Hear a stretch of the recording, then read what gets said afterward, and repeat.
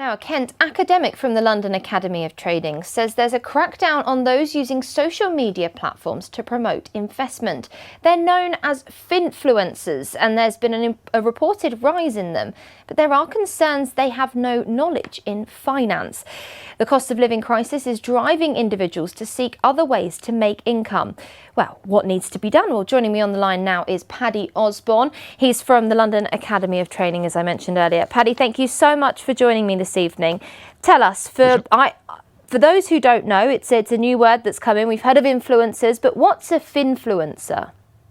Okay, so a finfluencer is basically a financial influencer, and the definition is a person who, by virtue of their popular online status, can influence financial decision-making process of other people through promotions or recommendations on social media. So basically what they're doing is they're using their celebrity status to entice followers to invest in stocks or crypto or whatever, and they're going to get an undisclosed compensation. They aren't required to have any qualifications or expertise. They are not regulated by a regulator. And so although there are obviously some of these influencers who have experience and have knowledge about finance, there are many who don't. Why have we seen such a rise in them? Well, it's interesting. I think the demand has pushed it as well, and there's money to be made. So these people will make a lot of money from this if they promote a particular investment. There are regulated companies who will use influencers to promote their own product, and then they will be paid a commission on every time anyone signs up. So there's a lot of money to be made from that side, and there's also a lot of demand. We did some research, and 21% of adults in the UK are influenced in their financial decisions by social media.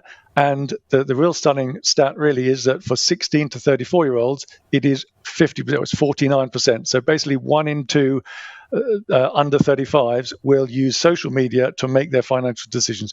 This, for me, was quite a stunning number.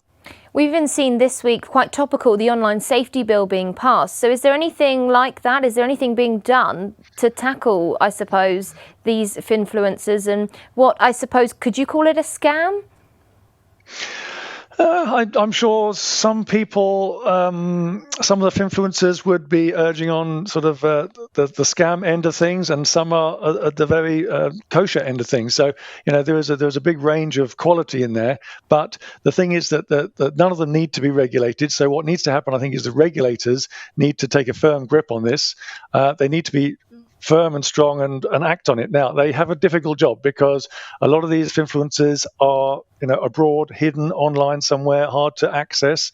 So that's makes the job difficult in the first place. But at the moment we've got the FCA adding some guidelines. There we go. There's a few guidelines. It's not going to make any difference to these people or any difference to the people who are the audience. They're trying to work with the ASA to try to let people know, be aware of these potential scams, be aware of the dangers of these influencers, because they don't have qualifications and expertise that will generally give you a good result. So they're trying to make people aware of it, but I think regulators need to do more. There are certain regulators who've done, they've been fining people. I think Kim Kardashian was fined over $1 million for touting unlawfully a crypto security. It's certainly a really fascinating conversation. I'm afraid we've run out of time, Paddy, but thank you so much for explaining that to us and diving into it a bit more. Thank you for your time.